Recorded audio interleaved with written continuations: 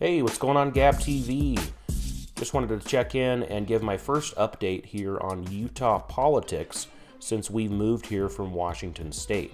And one of the things I'm seeing is people who are running for office that are running actually as Republicans, but really they are a Democrat. And this is one example. This is Becky Edwards. She's running for the U.S. Senate, and she's trying to unseat Mike Lee. He's the senator here from Utah alongside Mitt Romney. And if you know anything about Mitt Romney, he's terrible. He's a rhino, Republican in name only, and he is extremely liberal. He's one of these neocon liberal conservatives, and he believes in open borders.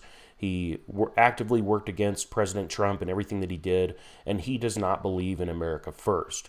And of the two senators, Mike Lee is definitely more of the America First type of guy. If you think Mitt Romney was bad, you ain't seen nothing yet. Wait until you see Becky Edwards. She is to the left of Mitt Romney. One of the things that she's been doing on her Twitter account is openly encouraging Democrats to switch parties so they can vote for her in the primary. That is her plan here. She retweets these people all the time, and she wants them to switch parties so that they can vote for her in the primary and unseat Mike Lee in that way. That way she doesn't have to face Mike Lee in a general election, a statewide election. She only has to face him in the primary. She's a climate freak, and I wouldn't be surprised if she supported things like climate lockdowns to reduce carbon emissions. And of course, I think we should definitely take care of the environment. I think we should be good stewards of the environment. I don't think we should litter. I don't think we should be polluting. People like Becky Edwards actually don't see it that way. They see it as more of a tool for increased government control and increased government programs, increased taxes, and government taking away our freedoms and controlling our movements. I don't necessarily agree that we're experiencing man-made climate change, and I don't agree that we have the power to fix it. I think that's a foolish belief.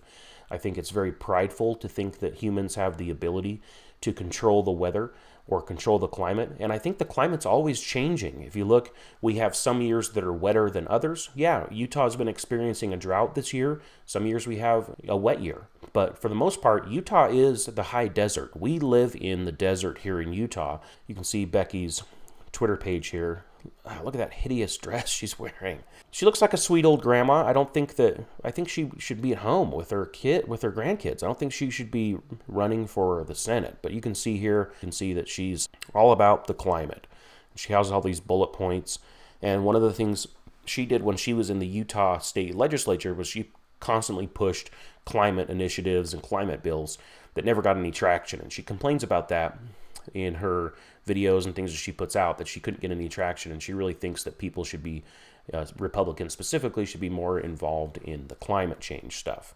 And she recently sat down with this guy, Logan Mitchell, PhD, atmospheric scientist researching air quality and emissions, passionate about climate solutions. That's what his Twitter bio says. And also a guy named Tom Moyer. And here's Tom Moyer in his 30-year-old picture on Twitter.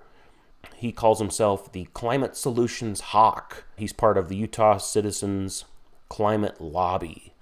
And so she did a climate fireside. And the reason she calls it a fireside is because that's a common Mormon thing in the Mormon vernacular here in Utah, is to have firesides, and that the local churches, the wards is what they call it, they'll have firesides every couple of months about various things. And so they're having a climate fireside to appeal to the progressive Mormon Democrats in Salt Lake City area. Look at Tom Moyer there. Let's go back to that real quick. Check out his picture. Look at that guy. That's like 30 years old, his picture on Twitter versus now. Look at here he is. Okay. So here's Tom Moyer, Becky Edwards, and Logan Mitchell on their climate fireside. I think climate change is something that is just beginning to be something that a lot of people who maybe have been hesitant or not aware, they're seeing it this summer in real life. And she's talking about the heat wave that we've been having. It's over now. Now we're in the fall, but the heat wave is gone. But we had a hot summer, and we've been in a drought. And that's what this guy, Logan, is going to talk about, is the drought and how scary it was. Yeah, and it's really interesting because Look at those crazy eyes. That guy, would you want that guy coming up and teaching your kids about climate change? the drought that we're experiencing now, it's, looking at tree ring records, it's one of the worst droughts in 1,200 years. It's really of historical, almost geological magnitude. And it really hit home personally to me earlier this year when the Utah Department of Wildlife let people know that as our reservoirs are drying up, that they're going to be lifting fish catch limits because all the fish are going to die in the reservoir. And I really enjoy fishing. And so it kind of hit home at a really different level other than the kind of a, abstract scientific concept. This is affecting ecosystem in so many different ways. Yeah, I was one of the people who was evacuated this summer from the Parley's Canyon fire. We were out of our house. Did you see that guy? He is so happy to be able to participate and show that he was victimized by the climate. Let's watch that again really quick. He is so happy about the fact that he had to evacuate. I was one of the people who was evacuated this summer. That exciting thing we're talking about, I was there. That thing that everybody's talking about right there, I was there. I experienced it. That's the type of face that you'd give when you're hanging out with your buddies and everybody's talking about a recent event, and you say, "Yeah, I was right there on the front line, man. Give me some clout, bro." Look at this guy. He's so excited to be able to participate. And look at Crazy Eyes up there. He's almost jealous. This guy, he's hurt, got his feelings hurt because he's really into fishing, he says. I doubt that guy's ever been near a fishing pole in the last couple of years. But look at this. Look at Tom Moyer. Look how smug this guy is. He's so happy to report that he was victimized by the climate and when he experienced this wildfire in the canyon near Park City where this guy lives. From the Parley's Canyon fire, we were out of our house for 3 days. Yeah, and that's awfully scary. Look, he's holding back a smile.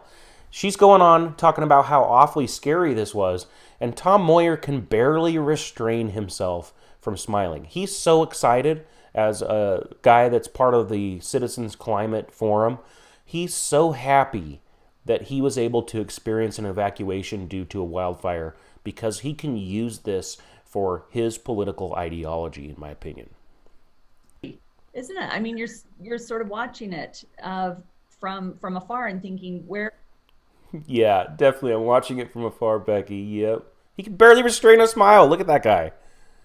My daughter had her street evacuated last year in Bountiful, actually, and this is not an area that has typically been encroached upon by those type of extreme weather circumstances, and it's real. It's something that we've got to take. So yeah, they always go back to it's real. This is a real issue. And you can see Tom Moyer so excited there. But I found that interesting that Becky would say this isn't an area that's typically been encroached upon by those types of extreme weather circumstances. And so I actually tweeted at Becky's Twitter account, and I'm sure that she's got some young person running this account, but I said, this isn't an area that's typically been encroached upon by those types of extreme weather circumstances, meaning wildfires. I said, where have you been living for the last 40 years, Becky? Utah has been prone to wildfires forever. And then you have this guy, nerd Trevor, goes ahead and leaves this chart. And it's a chart from 1984, 1985 on. So this chart says that well over 26 million acres have burned, wildfires with climate change. And then you have another line that says wildfires without climate change is just over 10 million, okay? And he also leaves this one. He says, and this. Wildfire acres burned in the entire United States. Number of acres burned in a given year in the United States. This is shown also from 1983 onwards. The last one showed well over 20 million acres in just the West, but this one from the National Interagency Fire Center, a federal agency, says that only 10 million acres burned nationwide in those same years, and that was on the bad years. And on low years, we had down below 4 million acres. And this same agency says that last year in 2020, we only had about 7 million acres burned. So that you look at this chart from the 1980s, man, it's just skyrocketing, isn't it? Keep that in mind there. I responded to this guy. I said, stats about the entire country are irrelevant to my point, being that Utah's the high desert, and it's been experiencing wildfires for a long time. And this is an account from a guy named Major John Wesley Powell back in 1889, where he's riding on a train from the east to the west. He's passing through Idaho, which is just north of Utah, and he says that a single mountain was never seen on his trek, and that was because the fires in the mountains created such a smoke that the whole country was enveloped by it. That's in 1889. And then you have this other portion that talks about how many fires the Northern Rockies, which is where we're at, and the Northwest, and it has all these years, 1869 through 1756, and major fire years in the Central Rockies and Southwest, 1879 through 1748. And it says here, in fact, fire ecologists say that far more land burned each year during the 1800s and earlier than in recent years. In the pre-industrial era, from 1500 to 1800, an average of 145 million acres burned every year nationwide, about 10 times more than the nation's recent annual burns. So this says that 145 million was the average every year. Now, that's a huge amount compared to the chart that starts at the 80s that he shared and starts to go up. And he says the plural of anecdote is not evidence, so I would say your screen grabs are the meaningless argument here. And then he asked for my source. I told him I provided a source. It's in blue at the bottom of my previous text. And then I include this chart. Historical wildfire info is commonly available for anyone to find, but I suspect you share those recent history tables because they suit your climate change ideology. And you can see here with this chart, it shows millions of acres and the years on the bottom. From 1926 onward, we had upwards of 50 million acres burning, and then as the U.S. Forest Service harvested dead wood from the forest to prevent major burns, they harvested more and more each year up until in the 60s and 70s and 80s, and all the way to like 1990s, they harvested a lot and actually reduced the wildfires that would burn in the West by doing so. And you can see this huge chart declines, goes all the way down, and the lowest point here, you can see the 1982 mark. The lowest point is 1983, where his chart begins. So his chart begins at the lowest point in the last 100 years, and then it starts to go up from there. And you can see this chart goes to 2010 or 2012 or something, and so his chart starts at 1983, where this one has the lowest point, and he shows that little snapshot. So if you cropped out the bottom right corner of this chart, you'd be able to share that and say, look, fires are increasing. It's due to the climate. It's due to our CO2 emissions. But in reality, fires have gone way down, and then as the U.S. Forest Service declined in collecting firewood, fires started to increase some more. That was my response, and I had my previous response. I said, wildfires have been ravaging Park City long before Tom Moyer ever bought a house nearby. Blaming this on climate change is absurd. You don't want to evacuate every few years? Buy a house in the valley. Now, Tom Moyer actually responded, and he says, you're not seeing the glaring flaw in logic here? I'm really not sure what to say. Tom Moyer doesn't see the logic in my point that if you don't want to experience fires, this article from Salt Lake Tribune says that Park City suffered terrible fires in 1882 and again in 1885, back when that chart I showed was really high, when the West was burning all the time. And the worst disaster came in June of 1898 when fire raged through Park City It was the greatest fire in the history of Utah. So the fire that Tom Moyer experienced, where he had to evacuate for 3 days, and he's so proud to show that he was part of climate victimization, was nothing compared to the fire of 1898. That was the greatest fire in the history of Utah over 100 years ago. 120 years ago is when the greatest fire in Utah occurred. Long before our climate emissions were going out of control, according to Tom Moyer.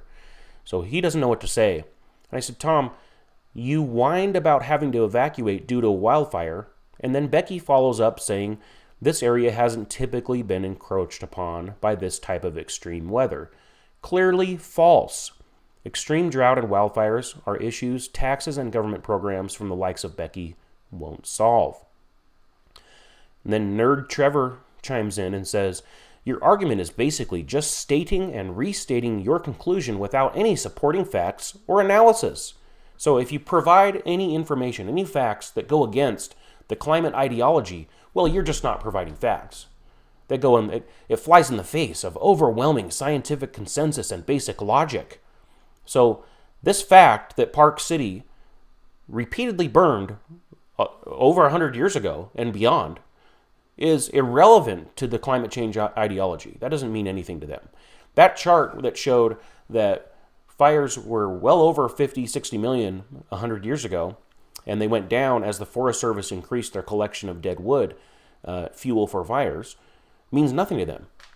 They only want to share the snippet of recent history that shows that fires are increasing, not conveniently leaving out the fact that U.S. Forest Service collection of fuel from the forest has declined at the same time. They want to leave that out. So I'm not providing any fact. My articles and charts that are from the same source, the National Interagency Fire Center, the same source that provided his chart from 1983 onwards, provides the chart that I provided. But that's not a suitable, same source, longer timeline, not a suitable fact for this nerd. Okay? So I provided another piece of information. Said the fact is that Park City and the surrounding areas have had many fires on record well over 100 years ago. And to Becky's point, she's saying this isn't an area that's been encroached upon by extreme weather wildfires. And so I said our forest area hasn't changed. That's what this chart shows. Forest area and population. And if you look down here at 1910, about a little less than halfway through the chart, our forest area leveled off and it starts to increase in the 2000s. Our forest area has remained the same for over 100 years, but our population has grown, and we've gone all the way up to 330 million on this chart. And I said, the more people who build in the woods like Tom Moyer, the more they'll have to learn to live with fire. And just to give you an idea, if you go down in the valley, you've got farmlands, you've got the city, you've got the salt flats and all that stuff down there. You're not really experiencing wildfires. But if you move up to the suburbs of Park City, like Tom Moyer has, where the average home is $1.5 million, you live in this beautiful area. You live in Park City, or just outside of Park City, but this is a neighborhood right here that had to evacuate during the Parley's Canyon fire. And luckily, not a single house was burned.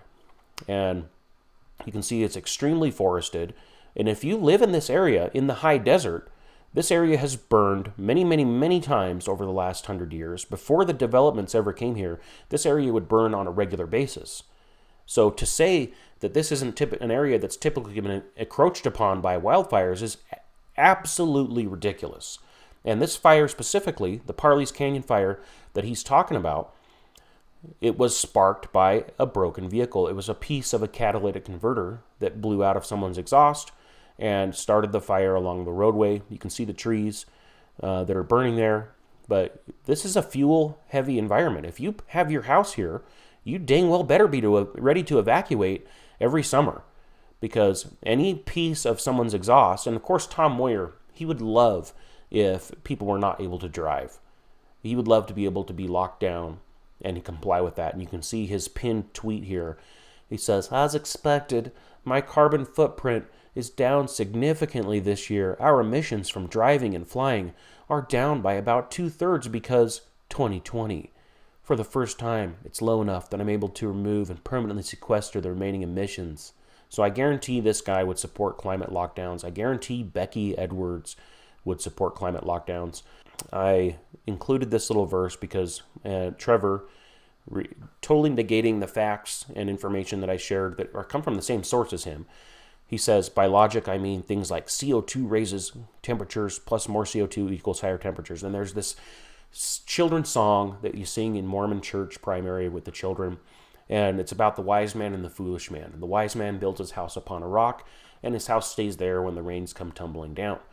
And the foolish man builds his house upon the sand. And so I added a little music note. He said, the foolish man builds his house upon the sand, and then cried about climate change and extreme weather at climate firesides, demanding government officials take action to stop his house from washing away when the rains came tumbling down. Tom Moyer didn't like that. Tom Moyer was not happy with that, because here's Tom Moyer. Now I'm blocked. Tom Moyer blocked me after I called him the foolish man for building his house upon the forest, and then complaining to government officials to do something about wildfires when he has to evacuate for 3 days. So I found this incredibly funny. I had a good time going after these guys. I happen to know a little bit about wildfires and the history here, because the mountainside right next to the city where I grew up here in Payson burned down multiple times in my youth. The entire mountain, the entire face of the mountain would burn down. It happened multiple times when I was a kid. So I spent quite a bit of time looking into this wildfire stuff, and I knew quite a bit about it. And I'm not going to let these guys use wildfires as some excuse for climate change propaganda. I think it's ridiculous, and I think that we need to stop Becky Edwards from getting to the Senate. And that nerd, Trevor, that responded there, he actually, you can see him here, he has this website called becomeadelegate.com, and it's all about encouraging young climate-oriented people to become delegates in the Republican Party here in Utah. And now this is the push here. These guys are pushing really hard for people to get involved at the local level. Like I've been saying, we need to get involved at the local level, because that's the only way we're going to take control of this country. Forget about what's happening in D.C. Get involved in your local city, your local state politics, because that's the only way we're going to stop this. Now, he's on the same path, and this is how states turn blue, okay? These guys are way more active. A lot of these guys don't have full-time jobs. Just for an example, in Washington, we would have our precinct committee meetings. We'd have 15 to 20 people show up to the precinct committee meeting on the Republican side in Washington, where I was at. But I tuned in to the precinct committee meeting for the Democrats, and they had over 300 people showing up to their Zoom meetings, and they had paid spots. They had people who pay to be part of the thing. They had people who their entire job, and the reason they have paid membership in their local precinct is because they pay activists to make that their entire job, to be activists for the Democrat Party. And this is how it starts. You have people like Trevor here, and in any other state, in Washington State, California, this guy'd be a Democrat. He wouldn't be pretending to be a Republican for whatever reason. This guy is pretending to be a Republican just like Becky Edwards is, because he's trying to turn the state blue. And so he's encouraging people here to get involved and bring new voices to positions of power. And what that means is the stale Republican Party domination of politics in Utah. They want to bring new voices, meaning new people with diverse ideas, meaning Democrats, into the Republican Party. And that way they can turn the state blue and get their agendas passed, like climate change. But he's actually got a pretty good website here. Hi there, my name is Trevor. Welcome to becomeadelegate.com. Our movement. And this guy's a nerd. I wasn't joking when I said that. Increase political power here in the state of Utah. So he's all about getting people to become a delegate. And so I went ahead and signed up because being a delegate is one of the things that I would like to be involved in. It's my goal to attend the next local precinct meeting here. My dad and I are going to go attend it, and he attends every year. We're going to get involved. We're getting involved at the local level. Everybody needs to do that.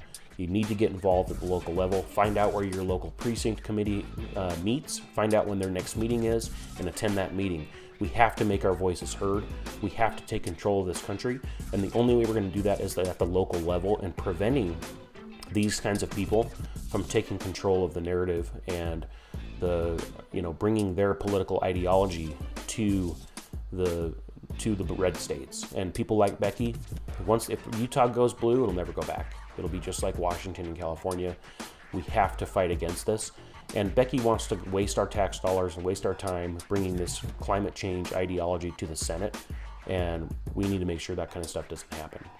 We've got to stand up to this kind of stuff, and we've got to make America first the #1 priority in the Senate.